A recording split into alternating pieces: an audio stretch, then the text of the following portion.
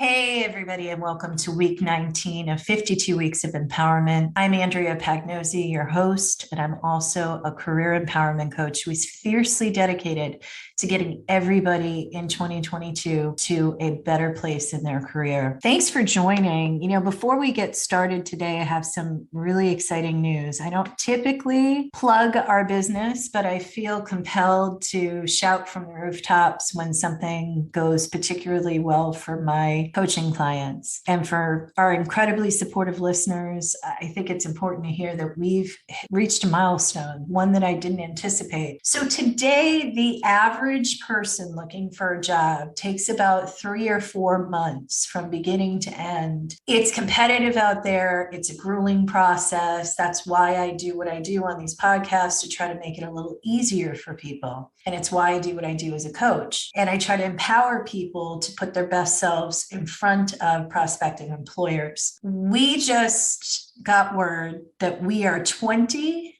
under 6 for 2022. I'm going to repeat that again. We are 20 under 6 for 2022. What does that mean? That means that Flink Coaching helped, through coaching, 20 people get jobs in under 6 weeks. That's incredible. I'd love to say it's my fabulous coaching, but really coaching only goes so far. We can't control whether the client is actually going to implement the things you discuss. In this case, I've got to tell you, I'm so proud of these clients because they did. Each and every one of them used some of our tips, our techniques, really dove into coaching. And that's the thing. If you're anticipating that you're going to hire a coach, you're going to get out of it what you put into it. If you take it seriously, if you really apply the things that you're learning through coaching, you're going to have great things happen. If you just sit there and say, yeah, that's nice. This isn't working for me. I don't know. Doing the same old, you're going to keep getting the same old.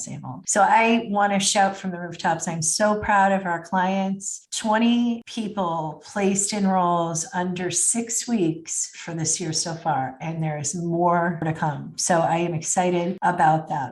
I also want to mention that 2 of the individuals were people we didn't even foresee helping in this marketplace. Both of them were people whose parents called Flink Coaching and asked for career coaching for their graduating seniors. So we have another announcement. Flink Coaching and Consulting is actually expanding to building your own career path for graduates. This has been about a year in the making, and it is super exciting. Great college graduation gift is to invest in coaching and help your seniors, as I did those 2 clients, prepare themselves for the working world. Those student loans are not going to wait forever. So you do need to get out there and get a job. And it's not easy because despite extremely expensive college educations, they don't teach you how to draft a resume, how to do a cover letter. There are courses on that, but not every college curriculum and college student is really even thinking that far ahead. And these 2 individuals just nailed it on their interviews and got jobs before graduation, which is outstanding stuff. So we are expanding our program to welcome in college graduates that are looking to get their first career and set a career path early in their career. How many of us can say we did that? Not many. For more information on that, contact us at info@flintcoachingllc.com. So a few episodes ago, I shared the best answers to the worst 5 questions that companies will ask prospective employees. Today, we're going to flip the tables a bit. We're going to dig a bit deeper into culture, the development process, if any, that might exist. It's really important that you come to the table, and actually employers are looking for this now as a form of interest and investment in themselves and the company they're trying to work with, is what questions do you have? And if you sit there and say, no, I think you've answered everything, or you say, well, not at this time. Today, we're going to talk about the 5 questions you need to ask a prospective employer. So let's get started, because this is a really important program and one that doesn't get enough attention in an interview, because we are not programmed to ask questions in an interview. We're expected to answer them. after my parents' passing, we cleaned out the house. There was stuff from my father's desk, and I opened it recently. And there was this little booklet that was published in 1965, which was about the time my father was laid off. It was before I was born. And in 1965, that's when he really took the leap of opening his own business. So it made sense that he had this booklet, because the booklet was how to interview to build your team. What's really interesting about the booklet is that it instructs exactly the opposite from what I'm going to tell you to do today, 55 years later. So a lot's happened. I'm going to paraphrase this segment of the book, but there's this page that talks about interviews, and it literally says, curiosity is not a preferred behavior of a new employee because it tends to be toxic, and you must eliminate them at once if they ask questions during the interview that are curious and not pointed towards the company's needs. That person is selfish and should be removed from the building immediately. Fast forward, thank goodness, to 55 years later, and here we sit, and employers, as I said before, are actually asking, what other questions do you have, looking for you to ask questions. It's not just a formality or a courtesy. It is really, what can I answer? Because they know you're looking at other jobs. They want to know that you have an inquisitive, invested mindset in who they are. There's a lot of things that have happened that have been great for the workforce in 55 years. There are more women in the workplace. There's more female corporate leaders. In fact, corporate leaders are of all races and religions and experiential levels, and that's a great thing. We now have safeguards and equal opportunities for various groups, including the LGBTQ plus community and people of color or various religions. Sexual harassment is now a punishable offense. It wasn't back then. It's just a different working world.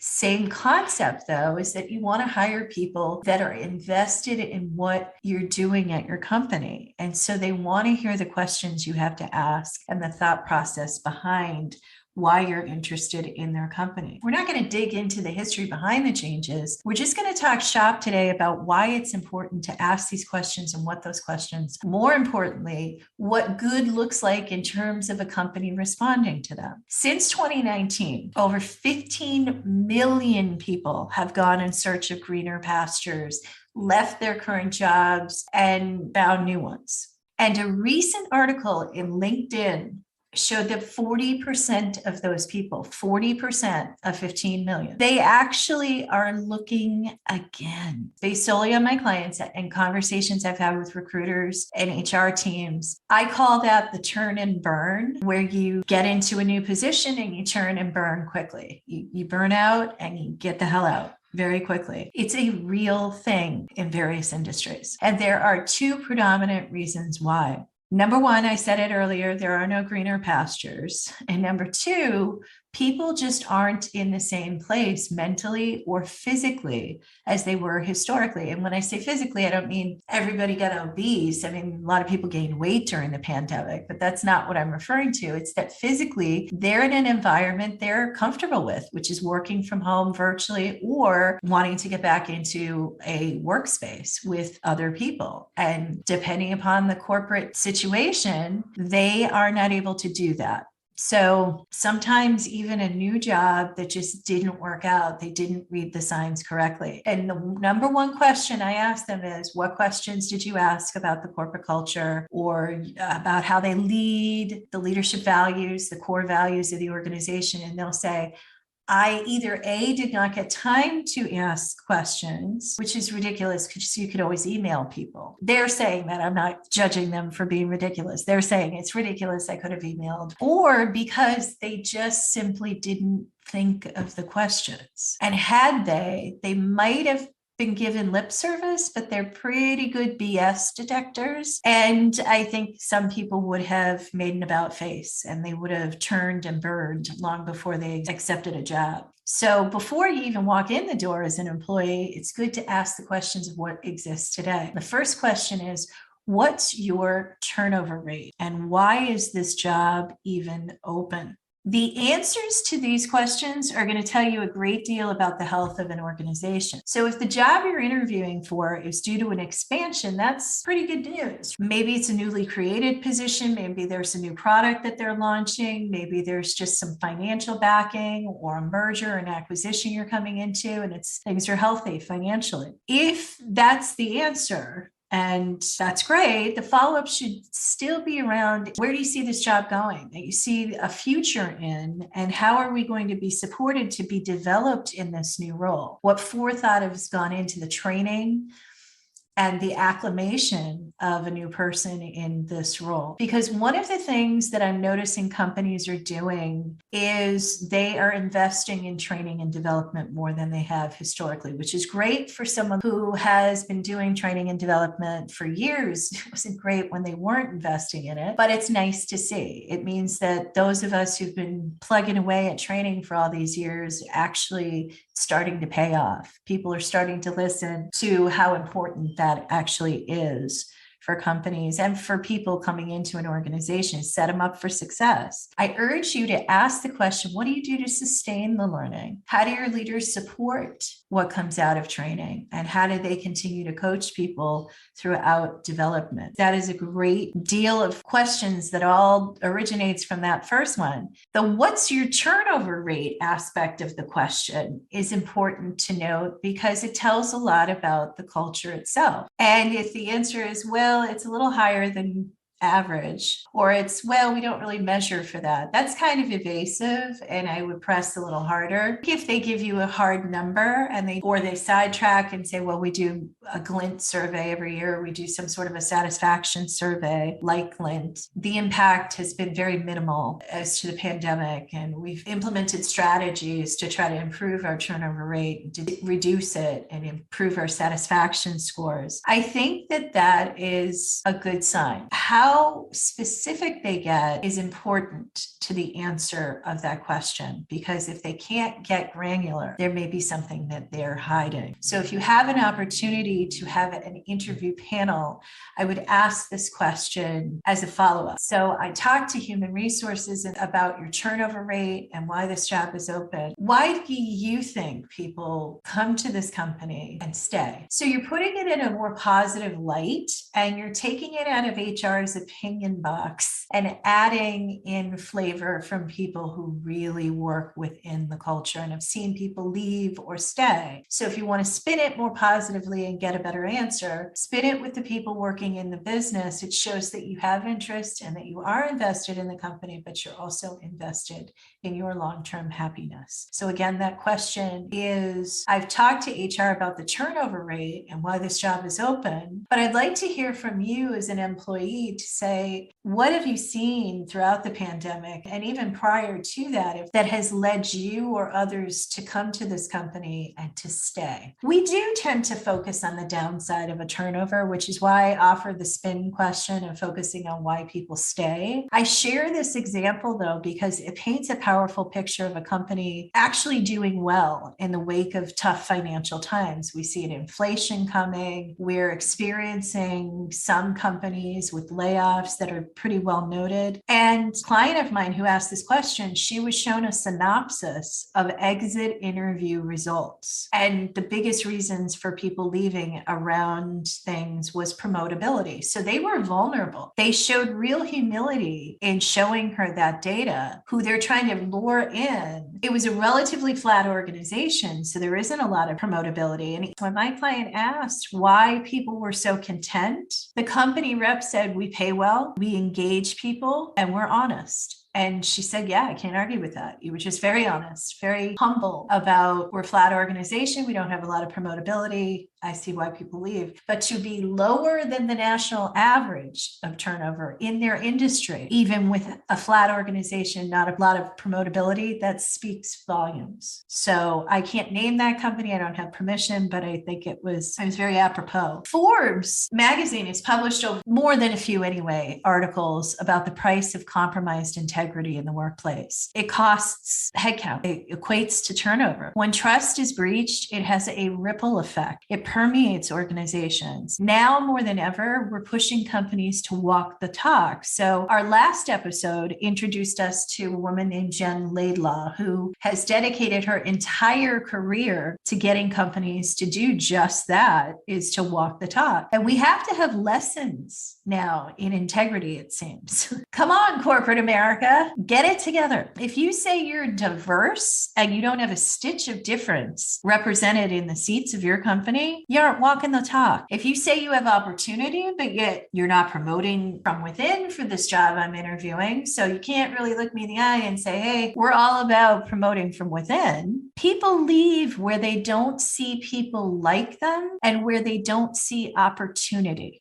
So if you say you listen to your people, but you don't ever ask their opinion, that's not walking the talk. If you say you value people, show me in the interview. Tell me stories. Introduce me to people who've done well. Send me a promo video. Connect me with someone who walks the talk. Give me references. I have to supply them for you. Why not reciprocally you give me 2 or 3 people who are happy? Instead, what they do is they put a panel of good interviewers or decent interviewers together who are all leadership, who are all telling you the same thing. Because what I really want to know is why this job? Why me for this job? And if you hire me, what am I going to encounter that might have been the very reason why this job is vacant? So ask that question. Why is this job vacant? The second question comes from a very commonplace headspace for a hiring manager. When they ask you about your biggest opportunities and strengths, you showed them your best in that part of the interview. You shared your weaknesses. You were very humble. And now it's time for them to reciprocate. So what I coach people to do is consider asking your hiring manager these questions too, not just their opinion of the company's opportunities and strengths, but of their personal attributes as well. It's only fair, and it gives you a real peek at how real your prospective manager may be. How woke are they to what's really going on in the company? How honest they are with you. And self-deprecating humor is my favorite. So if they joke about it, even better. But most will evasively push this question off or be taken aback. So you want to tread a little bit lightly on this question, and it may sound something like this. I really appreciate you asking me about my opportunity areas and such. It certainly can be a factor in hiring me. So thank you for the opportunity to share that with you. I'm wondering if you could share the same with me. What types of things would you say are your biggest strengths as a leader? And what areas would you like to improve in yourself? It isn't putting them necessarily on the spot, but it's a question they may not be expecting. Why is it important? Because if they answer you honestly, they may show a side of humility that says, this person's invested in the experience at this company, not just the job. They're interested in the opportunity to be led by a strong leader. I've got to show my strengths, and I've got to be honest, because if I'm not, they're going to see through it, and that doesn't put me or the company in a good place. The response should be very honest. Use your humility, use your humanity. They show you theirs. You need to show them yours in the process by saying, hey, great question, totally fair. Let me give you an opportunity to talk to one of my employees. I'd be happy for you to ask them that question. That shows trust, and it shows that it's probably not my opinion you want to hear from anyway. It's likely the opinion of those who report to me currently. And where none of those people have actually been put on this interview panel, it probably makes sense for us to find somebody for you that can share with you who I am as a leader and what you might experience on my team. If you can't offer that up, and that's against corporate policy, or you're just not comfortable doing it, or you're a new manager, share with them what was on your most recent review, where your manager evaluated your strength. I'm happy to share this with you on my performance review, which was about 2 months ago. We identified just that. I'm happy to share it with you, and I'm glad that you're interested in it. Here are my strengths. Here are my opportunity areas. Here's what I'm doing to rectify or build my skill to be a better leader. It's that simple. Just be straightforward and honest. It's not very commonplace to ask a prospective manager that. Sometimes we ask our HR teams that we're interviewing with, what are the company's strengths and opportunities? What have you learned since the pandemic? What are you putting in place to try to rectify some of those opportunities? That's commonplace. But turning the tables on a prospective hiring manager, tread lightly, but tread. It shows that you want to know who you're working for and what they're going to do to better themselves. Because if they're all about bettering themselves and not about bettering their people, you need to know that. If they're all about bettering people and not themselves, you want to know that too. A mix of both is really the sweet spot. That's what you're really aiming for, is to find a leader that's just invested in everyone succeeding. The third question I would recommend and have recommended to some of my coaching clients to ask are, what are this year's objectives and how will my role contribute to that? It's essential coming in the door of someplace to understand the metrics of performance. Most people assume they already know if they take a similar job to the one they've just had, but new companies, same role essentially, may measure their people differently. Don't allow yourself to be blindsided. Many of the people that are now looking again after just starting a new job in the last 18 to 24 months are doing so because during the pandemic, when things were difficult financially for a lot of companies, they expanded or contracted their workforce. Now they're looking at things differently, and it is a method of cutting cost, expanding cost, investing differently with their income. The inflation rate's going up, interest rate. They know they have to also bend with these financial challenges in our country today. And one of those things that gets reconsidered are the metrics, the performance ratings of individuals, how they pay on their pay scale, how they give merit increases and things like that. And so when these companies change those policies, it can be a deal breaker because I came here because you said one thing. Again, it comes down to walking the talk. And now you're curtailing. If you ask, it at least prepares you for excellence. So you can truly focus on your onboarding efforts to say, this is my job. This is what I do for the company. This is what we're gearing towards this year in terms of objectives. And I play a role in it. So at least gives you some accountability out of the gate. And to continue to gauge on that accountability, as I understand it, this is what I'm supposed to be working on. This is what I'm doing to build my skill and to onboard quickly. How am I doing? What are the year's objectives and how will my role contribute to that? And if somebody cannot answer that as a leader without stuttering and stammering or shuffling papers, you're in for a real treat, because that person clearly does not understand what your role will do to contribute. Hardcore fact. Our company objectives this year are to grow profit margin by X%. And your place in the company, our team's place in the company, is responsible for this part of that goal or objective. I'm looking for somebody like yourself who brings that to the table. I think you would really excel in this role. The more granular in detail the response, the more that person has their finger on the pulse. Leaders should be very granular in detail about what you will be bringing to the table in terms of contribution to the overall corporate objectives.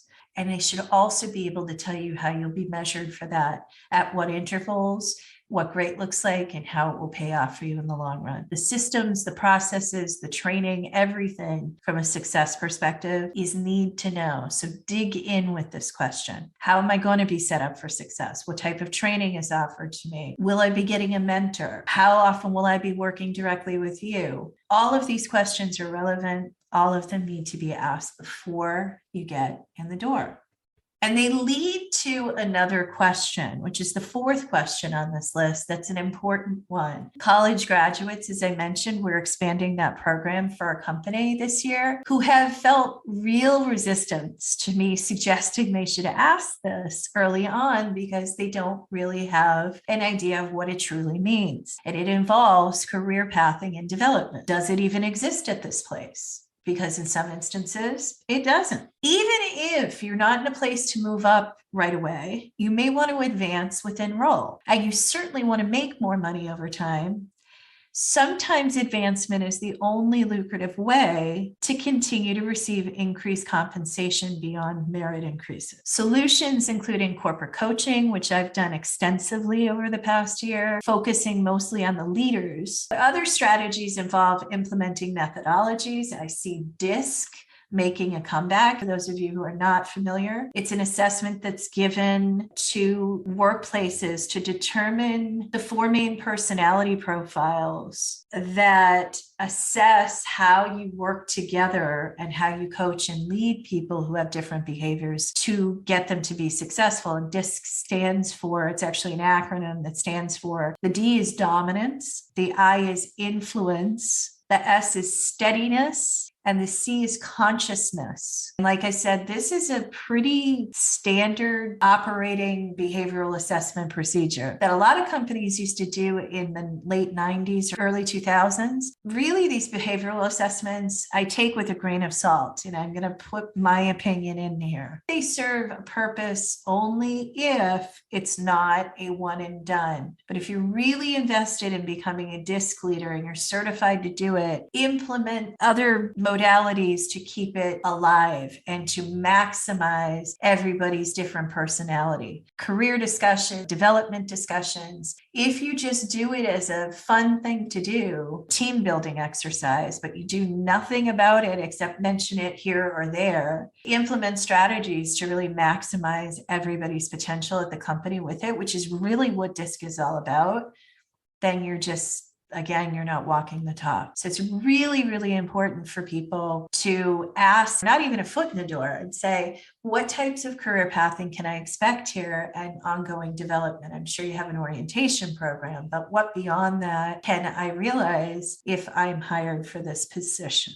It's a standard question that doesn't get asked enough. And the response should be really clear cut. If they're defaulting you back to human resources, that's not a good sign unless they're really new themselves. If they're really new themselves, you can always twist the question to be more about, what are you like as a leader? What do you do to help just support people in general and advocate for them to be the best they possibly can be? These are important questions. Leaders should be prepared to answer them from the standpoint of, I'm a go-to leader. I'm somebody who is really incredibly invested in my people. And I know it's hard because you may really want this job. You may really need this job.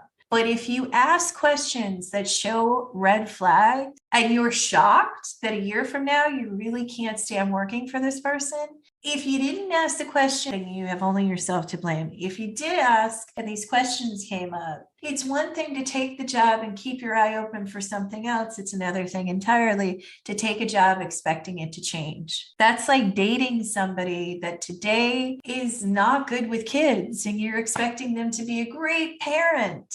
Down the line, it isn't osmosis. It doesn't happen overnight, and it may not. The probability isn't there. So you want to ask these questions to make the probability work in your favor. The best thing is to find somebody who will support you and be developed into who they judge to be a top performer. And that leads me to my final question. When you're interviewing with the direct report manager, depending upon what you are looking for, depending upon what you need, depending upon what types of managers you worked for before that you didn't gel with, ask them this question. Are you an influencer, an innovator, an advocate, or a coach? What motivates me as an employee is having one of those 4, influencer, innovator, advocate, or coach, as a leader. And I'd love to hear about a time when that strength really showed up for you with a team member.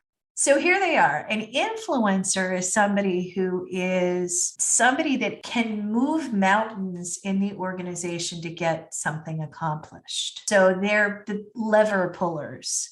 They're people who will stand up for what they and their team believe in a corporate setting, in a group setting, and they will fight for what the team needs to be successful. They influence others with their ideas and their strategies, and they're very good at speaking. They're very articulate, but they're also extremely good listeners, because in order to truly influence, you have to hear what people want and need in order to be able to deliver on it. Innovator is something completely different. It's somebody who is forward thinking, solutions minded, may not be the best people leader, but is the best person when you're looking for somebody who's looking to strike efficiencies, to be project managers and be really kind of clear on deadlines and timelines and that sort of thing. Financially efficient. They are effective leaders because they get the job done, and they're dependable when you ask them for things. Those are the qualities of an innovator. They're always finding new ways to do things and make your job easier. That's an innovator. And advocate is somebody who is incredibly dedicated towards their team, almost to a fault, where they enable careers, promotions, mentoring opportunities. They also pull levers, but in a different way than an influencer. They pull levers to advocate for you as an individual. You want to be careful with these leaders because they sometimes only advocate for the things that they believe in. So there are pros and cons to all of these, but an advocate is somebody you need when you're in a position in your career to advance and you need that backing. Problem is they're not necessarily influencers, so they may not be as well connected as to be able to leverage what they need to, but they advocate for you. They're usually well liked by their organization because they don't forget what it's like to walk a mile in your shoes. So that's an important part of the trade. The coach is somebody who's going to constantly want to be training you and developing you and making you the very best you can be. They are not necessarily people who can pull levers, but they're great people managers. People learn from them. They want to work for them because they walk the talk. I don't say that because I am a coach. In fact, coaches are really all about nurturing people and mentoring people and making sure they have the fundamentals to pull upon and to leverage when they need to. They're going to teach you to be autonomous. They're going to be a little more hands-off. They tend to be not aloof, but they have to be in the know at all times because they're great communicators and they're great at championing when you do things well. What they may not be really good at, though, is when you're not doing things well, objectively coaching. All of these things have their best traits, but it depends on where you're at in your career and what you're looking for, which is the one you need. So ask that question, define them, tell them what motivates you as an employee up front, be human. Ask them for specific examples of where they've been their best self as a leader. You don't want to ask them which they are. Depending upon their example, you can kind of figure out which one they are. Quickly recap the questions that I think need to be considered when you're interviewing. What is your turnover rate and why is this job open? A sub question to that is, why are you not promoting from within? Very strong questions out of the gate because it helps you understand and gauge the climate of the community you may become a part of. Second question is, what are their strengths and opportunity areas? Very clearly, a great counter when they've asked that of you is to ask them the same right back at them. Number 3, what are these year's objectives and how will my role contribute to it? It makes very good conversation to understand how you're going to be measured and how you will be rewarded with good performance. Number 4, with good performance, what does career pathing look like? Moreover, beyond orientation, what type of development is available here? Really, really important. What they do for their people to be successful. And finally, what type of a leader are you? What can I expect from you? Are you going to advocate for me? Are you going to be a coach? Are you going to innovate within the organization and hopefully make things faster, more effective, more efficient? Or are you going to be an influencer, a leader that speaks and walks the talk? These are really important questions that each of you should be considering anytime you're on an interview. I've really appreciated your attention today. I want to thank you for continuing to listen. We'll be back next week, same time, same place, more power.